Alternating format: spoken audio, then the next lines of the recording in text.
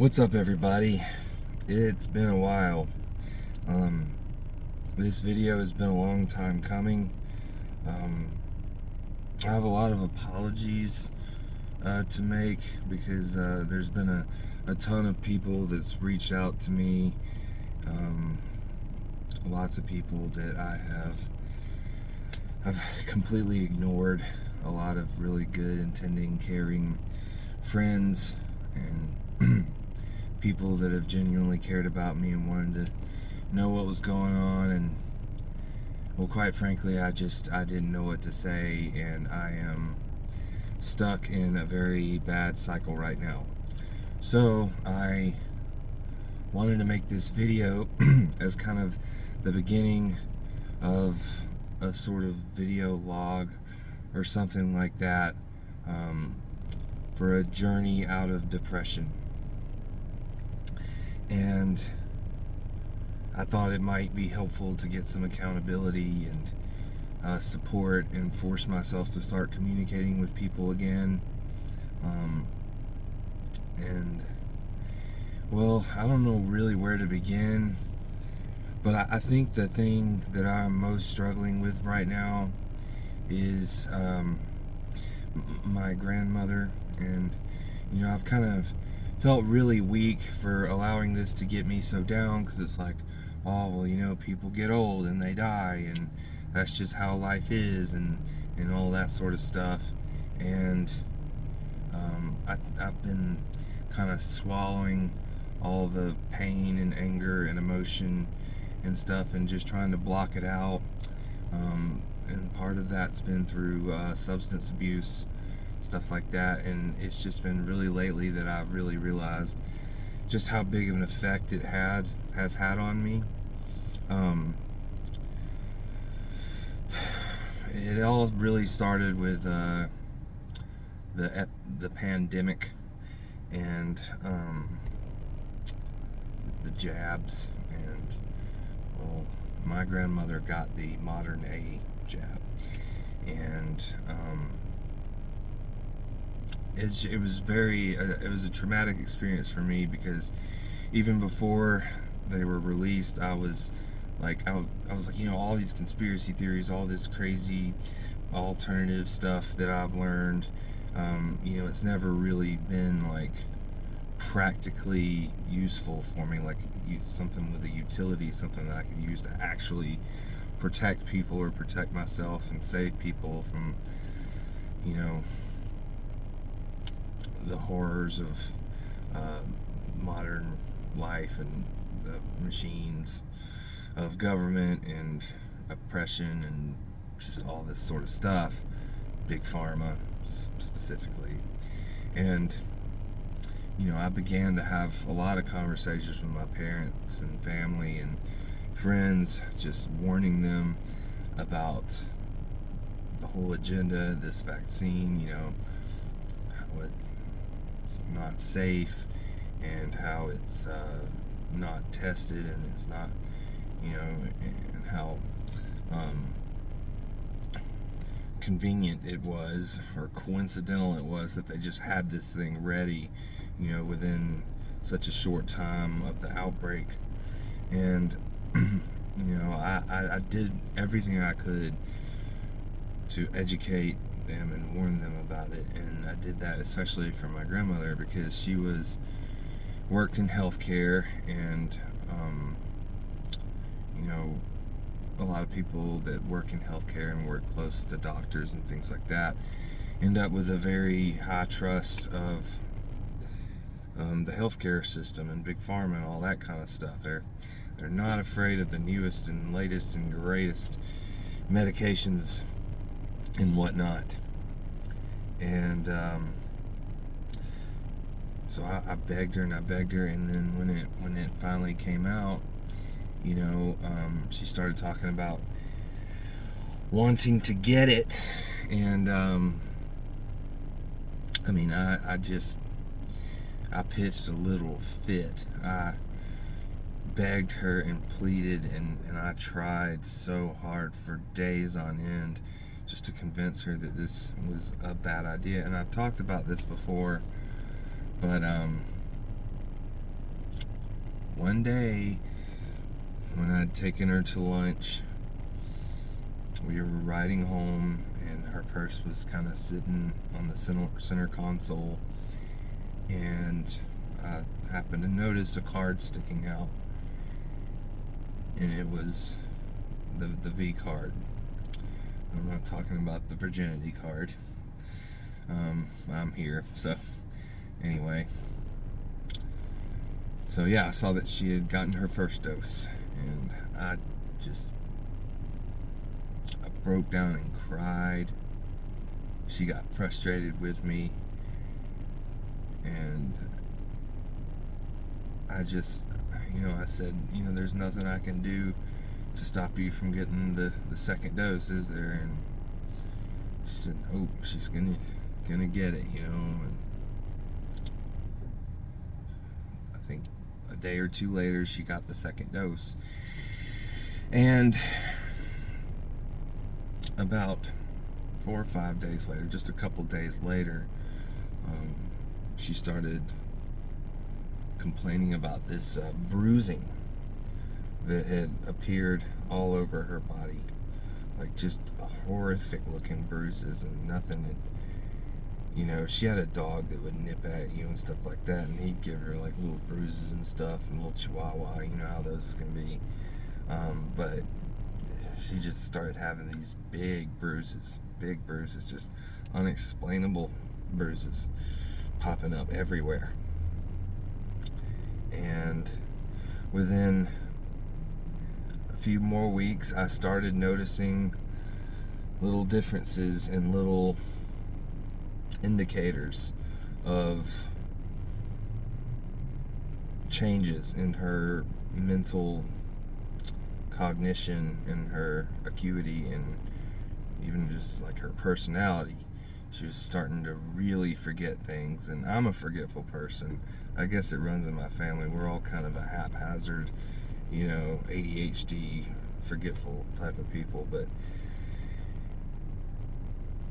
I just noticed it was getting far more extreme, and she wasn't remembering things from like a day or two before, and I'd never seen that before. And my family and some other people close to me were just like, oh yeah, that's normal. She's like that. She's just like that. People get old, blah, blah, blah. And then I started noticing the progression. And she began to say strange things, like her neighbors having parties and things like this and that just sounded really odd. She was really sad that she wasn't invited. And then, the first time she said something like that, I was like, okay, well, I hate that for you. I thought, your neighbors seem like really friendly people and they would like to have you there, so maybe it just, slipped past them or something. But then it was like every week, there was some event or party that she wasn't invited to, and I began to realize that these events were not real. And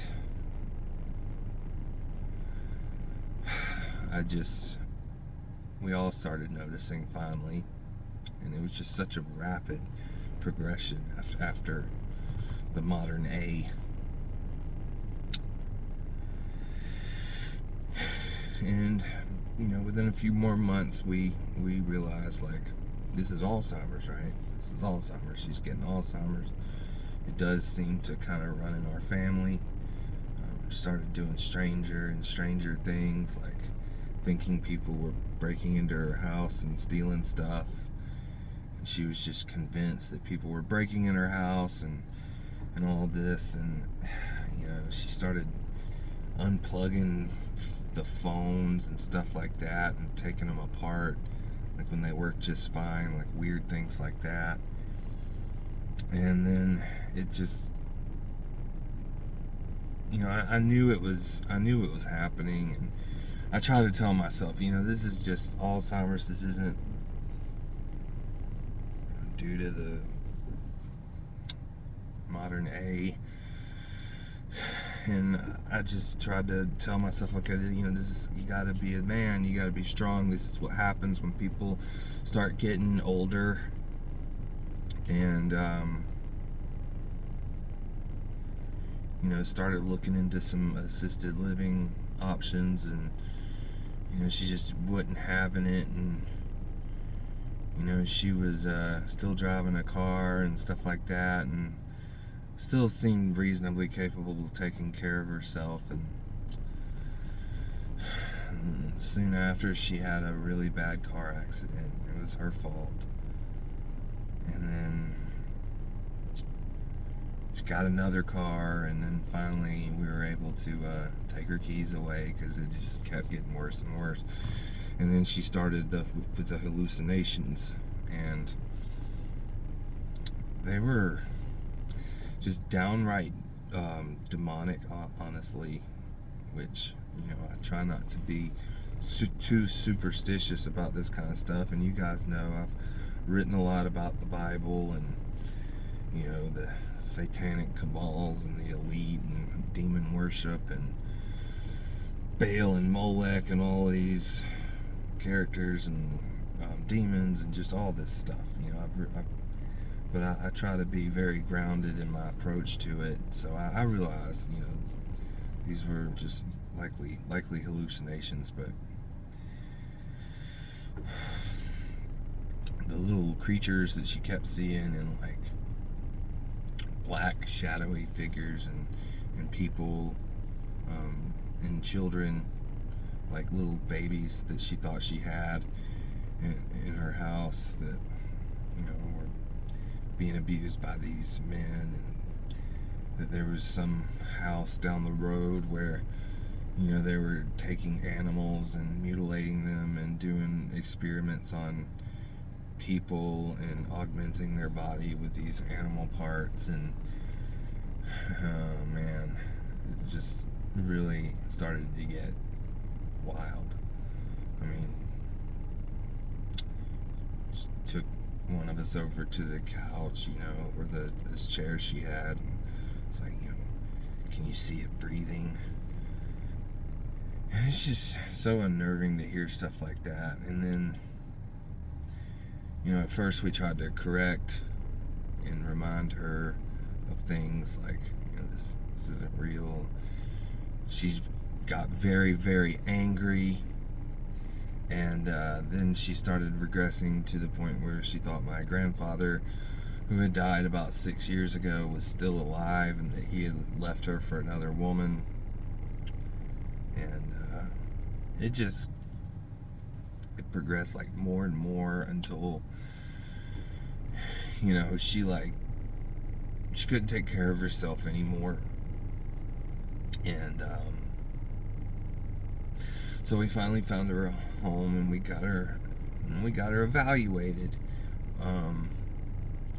They did brain scans and stuff like this, and the doctors, neurologists came back and said, it looks like she's had a series or a lot of mini strokes.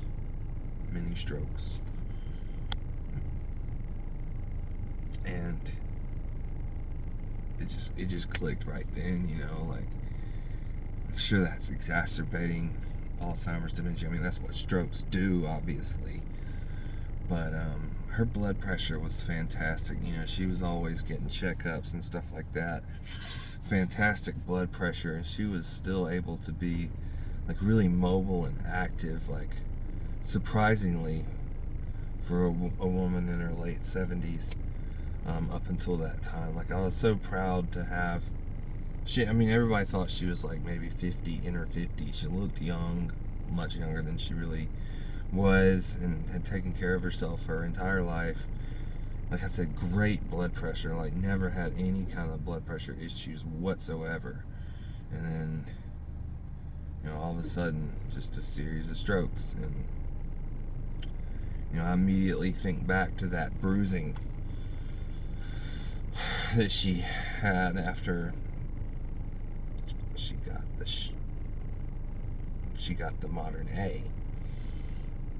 And that's what bruises are: busted blood vessels under the skin, and that's when all the changes began. And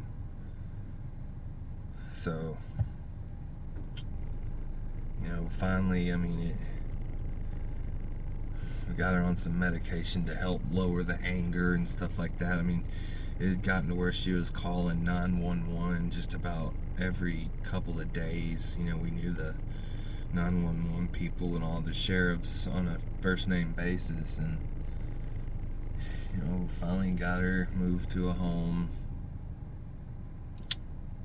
And at this point, she calls me and asks for my grandfather's phone number, and it just talks about how scared she is. She always wanders out in the middle of the night, and they have to keep her and watch her, make sure she's still in her room. Before we took her there, one night we got a call from her neighbor where she just wandered over to her house and fallen asleep on her porch looking for somebody. And it's just so hard to watch this regression into dementia. It's just a slow, just awful thing to witness, and I tried to stay strong about it for a long time, and I try to just remember that God's got her back. She'll go to heaven, everything's okay. She's the one that taught me the Bible when I was young, and if it weren't for her, I don't know if I'd be the person I am today. She really spent a lot of time with me and took care. I felt like she was my second mom. I honestly felt like she was my mom, in a lot of ways. I could talk to her, and she was just my best friend, and it's just gotten to where she's starting to lose her ability to recognize us, and I'm just so angry. I'm so angry because for the algorithm purposes, I'm gonna say it backwards, but I feel like she was red wronged. I feel like she was taken from me, and I just find myself so angry, and I want these people to be held accountable. And I still hold faith that, if we have any hope at all of salvaging prosperity or integrity in this country, that Donald Trump is really our last chance, other than Jesus himself returning, which, personally I don't see that happening for another 40 to 50 years. So we got a lot of time to endure. And I believed in Trump. I still try to look for the good, and I still do, and I believed that, he had the military replace a lot of these doses and stuff like that, to make them benign and safer for people. And I thought that maybe she had gotten one of those or something. I just tried to tell myself, basically, this isn't happening in whatever way I could. And at the end of the day, a lot of conservative people got it because he said it was safe. And that has been very, very difficult for me. Very difficult. And I know that he was in a very difficult position where they were trying to put him in jail for virtually anything they could, and that, he had to release them under his watch and speed up the process, because they would have been worse if they would have, waited and came out under Biden, and then the lockdowns would have been a lot worse. And then you're in a position where, hey, you're taking credit for developing and pushing them out early. How can you turn around and say they're unsafe? I can't imagine being in that position. And I know that, our movement the Question movement were the ground zero patriots who took it upon themselves to do everything that we could to warn people and keep people safe. And I knew that, he basically created an army of info warriors to combat this encroaching evil machine that is Big Pharma and just fascism, corporate fascism within the government. Like, that's what fascism is, other than silencing the oppressor. It's the collusion between corporations and government. And that's what we see in the FDA. That's what we see in virtually every sector of government. And so I stopped producing a lot of content, like little by little. I didn't feel that compulsion anymore. I didn't feel that drive and that urge to continue, and I started turning more of my content to just like biblical stuff, the prophecies and all that kind of stuff. I just really miss my grandmother. I really miss her because she's not her anymore, and I know it won't be too long until she is gone.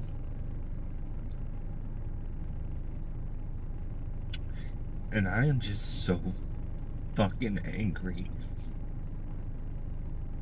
I'm so angry. So I started making some bad decisions. I started using stuff called Kratom, and I made a post about it recently about how it almost killed me. I'd taken too much one day and my heart was just beating at like 170 beats per minute for like hours. I thought I was gonna like have a heart attack or something. I know that stuff raises your blood pressure, but luckily I haven't had a stroke yet. I guess I didn't get the jab, so maybe I'll be alright. But I got a really bad addiction to it. The extracts for Kratom are very, very strong. I mean, it's like the difference between a coca leaf and, cocaine. I mean, it's an extract, and it's just very powerful stuff, and it is very addictive physically and mentally. Like, you go through physical withdrawals when you stop taking it, and it's essentially an opiate. It's like you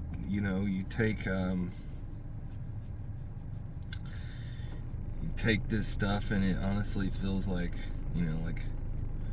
like a opiate. It's like it can be as powerful as like any of the codones, any of them. And it also has this effect where it speeds up your heart, kind of. It can be like a stimulant and a depressant at the same time. And I found that I could like do stuff on it, like physical activity, like workout and stuff like that, and it didn't like make me like nod or be as tired. And I've struggled with some of those addictions too before, and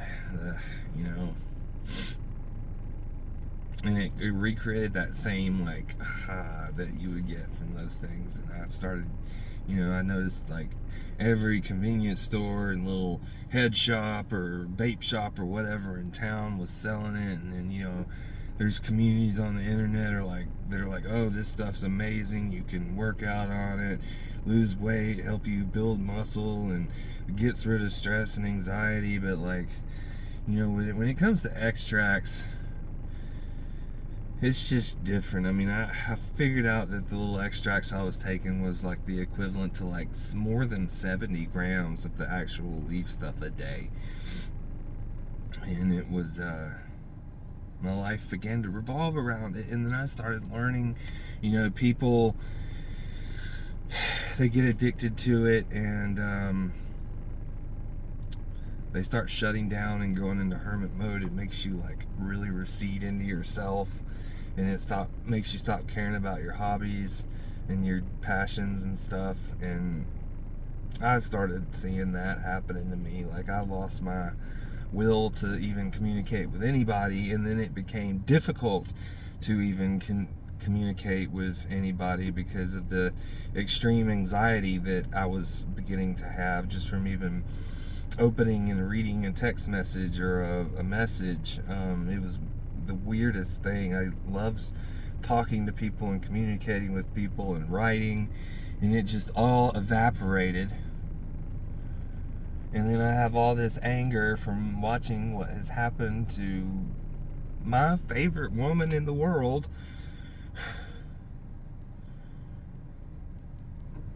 And had to face it. I'm not where I really want to be in life, you know. I started doing this Team Bold Life business stuff and got off to a great start, was making money and helping other people make money. And then, you know, when she took a big downturn during that time, like, I got really sad and started turning more and more to Kratom. And I just lost it. And like, other people in my life that were really close to me were like demeaning and mean to me about my little business aspirations. And I let everyone get to me. And you know, I had some money put back, and I just started living off of that, and just kind of existing. And I don't really know what to say. I'm just stuck. I'd made some posts about quitting Kratom several months ago, earlier in this year, and I relapsed. I've relapsed hard. You know, I started really trying to work out a lot. I work out like 2 to 3 hours a day now. Like, I work out a lot just to try to get some of this aggression and pain out, but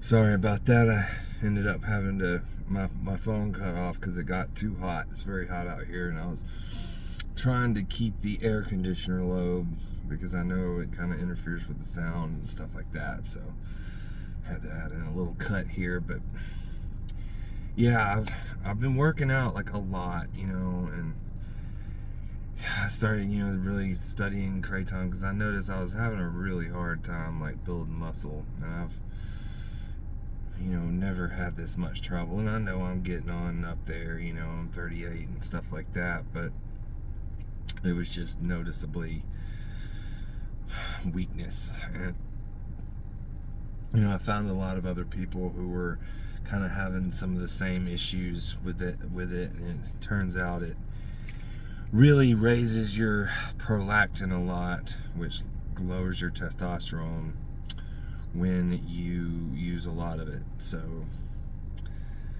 I started taking this herbal stuff called turkesterone, and that helped me to start putting on muscle, you know, finally. But I'm still abusing it. And another thing about Kratom is, I guess due to the increased prolactin, it makes it really tough to lose weight. Like, I'm 240 pounds right now. I'm technically obese. I mean, yes, I have a lot of muscle and stuff like that, but, you know, I've never had so much trouble losing weight in my entire life. And it did give me a lot more appreciation to the people out there struggling with, you know, weight loss and all of that, because you know, it is a little bit more complicated than just calories in, calories out. You really have to have your hormones in balance and stuff like that. And anyway, so yeah, I'm making this as kind of a way to try to launch some kind of something, like a video series or blog or something, just to try to get myself out of this shell and loneliness. And I've started and stopped just about everything I've ever tried to do in my life. I really want to stay consistent with something like this and just beat this stuff and get back to Team Bold Life and get back to writing. I kind of just dropped my Tower of Babel series, and I still have a couple more parts to go. Quite frankly, with that, yes, I mean, that was the time when my grandmother really took a turn for the worse, and I really began to sink back into Kratom land. It's weird land. Yes, I am on it right now.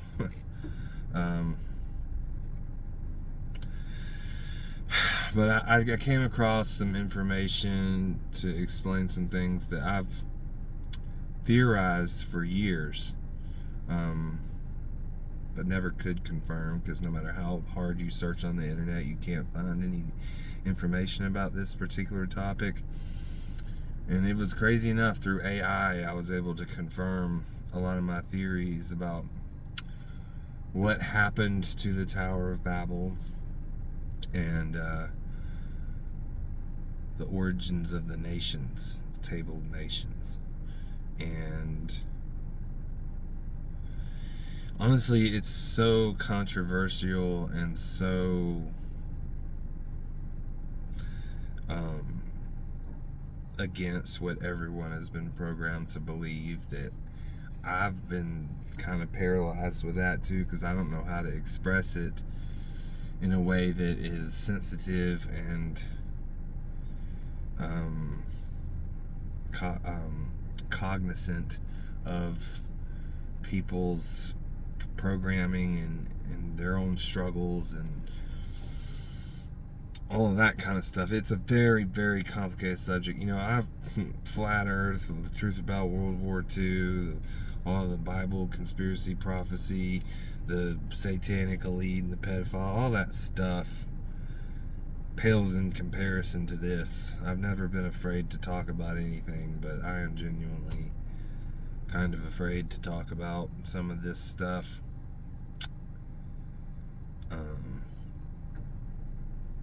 So I'm trying to figure out how to push on through and express it and communicate it in an effective way. The next part of the Babel series was going to be about the New Age movement, which, see, everything traces back to that tower. Everything in the world today, all of it, all the Cabal stuff, the paganism, all of it is connected. It is the single, aside from maybe the flood of Noah, it's it's had the largest impact on our world today, more so than any other event in history. And we still see it everywhere. The builders have not given up, and they never will. And that's why when you do look in Revelation, the final saga before the return, the entire world mounts for war against heaven itself. All the army, if you look in Revelation, all the armies are mounted, and ready for war when Christ returns. They are literally planning to try to wage war with God himself. And to see how all that's coming together and moving towards it is it's a wild thing. And to see who they're manipulating to do it and who they want to get rid of before they can finally realize their new world order utopia, in their own minds, it is downright disturbing. So we have a lot of trials and tribulations ahead, no matter what happens with the storm. Let's put it that way. It ain't over yet. Even if we take our nation back and all this kind of stuff, the degradation will continue. And when you really see it in just how people are programmed with this victimhood, oppression, all this stuff, what it would take to undo this damage is just, it's impossible. 90% of the world will reject the truth. Probably more, probably 95 to 98% of the world will reject the truth on this. And in realizing that, I have been kind of paralyzed because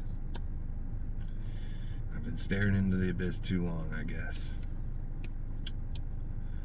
But I want to clean up. I want to at least be healthy, especially after witnessing what's happened with my grandmother.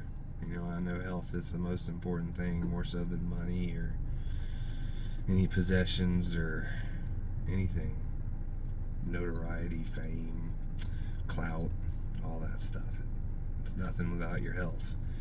And I want to reclaim that so badly. And I do need support. Doing it alone has really proven to be nearly impossible for me. Unfortunately, you know, I look at like modern psychology and like all the, you know, the therapists out there, and just the precepts that they're based on are utterly degrading and satanic, and it's all regression. Everything is built to retain customers. Like, if they fix you, whether it be your health, your mental health, whatever, even the environmental issues, their number one priority is that you keep, you know, handing over your money. It doesn't matter what it is. So, you know, there's a few prominent figures that I've come to listen to. Honestly, I don't know. I mean, even like Jordan Peterson, I have learned a lot from him, but at the end of the day, I know that, you know, faith in God and just sheer willpower and determination and maybe some love from some friends and family are the only way. So I'm just trying to let go of this anger. You know, some of the people very close to me lied to me and end up getting the jab, and they haven't suffered the way that my grandmother has, but still kind of working to forgive everyone and forgive myself, because I blame myself so much because I feel like there's something I could have said or done, or something I could have been more effective in getting my point across and stopping that from happening. It's just water over the dam, though, right? Can't go back and change the past. You know, I got this neck hair thing going on. I'm looking homeless right now, so I'm at the very bottom of this barrel, and I hope that I can create some sort of journey series or something to help other people step out of situations and states like this, just miserable and hopeless and lonely. You know, I feel like a lot of the people that I've met, even, it's like the vibes that I give off just taking Kratom are like they're not my vibes. They're not like good vibes. Even being a Christian and thoroughly believing in the Bible and stuff like that, I acknowledge that vibes are very real and people can feel our presence, and this stuff just gives you such an off-putting presence. And, you know, like on my writing and stuff, I can communicate and take time to, you know, control the tone, but, you know, in person and even on video, it's like impossible to hide it. So I know I've rambled on long enough. This is almost 40 minutes. But if anybody's still with me here, I really appreciate you. And thank you. And I'm really going to do my best to get back with everyone. I have a lot of people who said I'm not a very good friend and that I'm not, you know, they've kind of given up on me from going into this hermit silent mode. And I'm just really sorry. I'm really sorry, because you deserve better than that, and I miss you too. I'm sorry. I did not intend to fall into this hole. I desperately want to get out. But just know it's not you, it's me. So anyway, Godspeed, patriots. I still believe a storm is a-coming, and I think there will be some redemption and some retribution and justice, and I do think some of these people are going to be held accountable. But even if they're not, I still know that they eventually will, and that does give me a sense of peace. So hopefully I can get this this train moving again, or something like that. It's probably a train wreck. Maybe I just need a new train or something. I don't know. But just thank y'all for everything, and just being with me throughout these last couple years, and appreciating my content and my research and all that kind of stuff. I just hope I can keep on keeping on and help spread truth. So